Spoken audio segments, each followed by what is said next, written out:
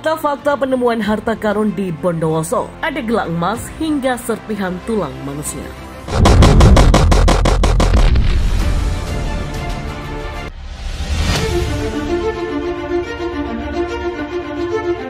Warga yang tinggal di Bondowoso, Jawa Timur digegerkan dengan penemuan harta karun. Penemuan barang berharga berupa gelang emas dan manik-manik ini ditemukan secara tidak sengaja. Bagaimana kelengkapan informasi dari penemuan harta karun ini? Berikut adalah rangkuman fakta-faktanya. Berawal dari saluran air. Awalnya ada seorang warga Dusun Kecil RT 11 RW 6 Desa Lojajar Tenggarang, Bondowoso bernama Wasit yang berusia 43 tahun yang berniat menggali saluran air. Namun betapa terkejutnya ia malah menemukan gerabah yang kemudian berisi harta karun itu. Harta karun yang tersimpan di kubur bilik itu berada di gundukan batu padas dekat rumahnya.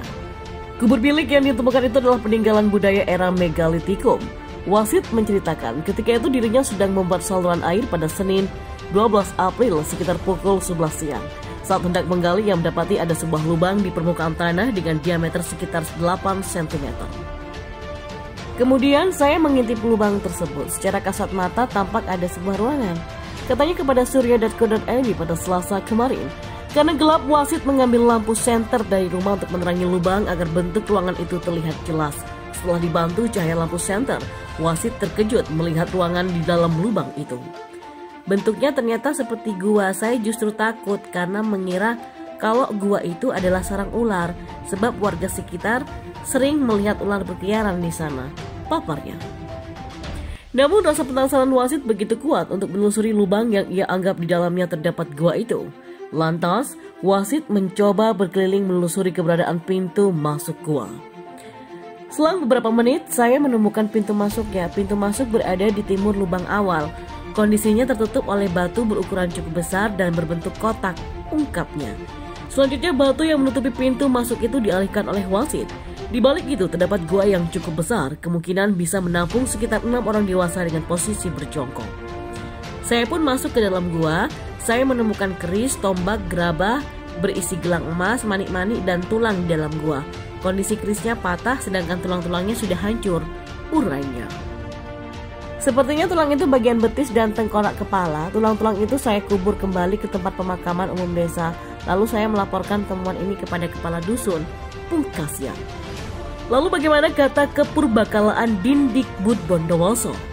Kasih Sejarah dan Kepurbakalaan Dindikbud Bondowoso Heri Kusdaryanto hingga kini masih belum ada penelitian mendalam terkait manusia megalitikum di Bondowoso.